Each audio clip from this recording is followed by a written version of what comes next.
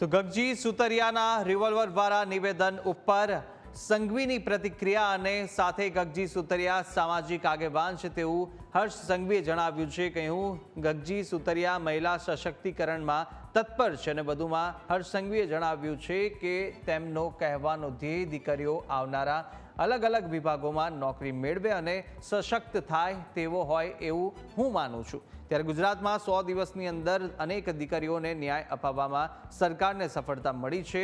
100 દિવસમાં 11 જેટલા ગુનેગારોને ફાંસીની સજા સંભાળી હોવાનું કહ્યું છે.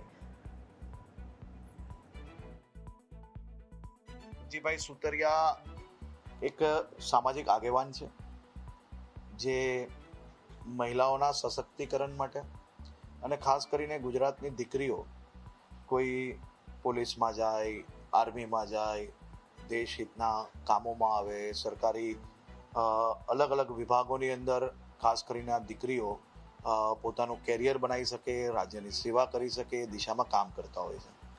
મહિલા સશક્તિકરણ માટે એ હંમેશા પ્રયત્નશીલ હોય છે અને હું માનું છું ત્યાર સુધી જેમ તમે મને જે કહ્યું એ અગર જોઈએ તો એમનું જે ધ્યેય છે એ મહિલા સશક્તિકરણમાં આવનારા દિવસોમાં વધુમાં વધુ દીકરીઓ બી પોતાના સશક્તિકરણ માટે આ પ્રકારના ટ્રેનિંગ લે, આ પ્રકારની જે પોતાનું કોન્ફિડન્સ છે એ ડેવલપ કરે તે માટે બોલ્યા હશે હું માનું છું.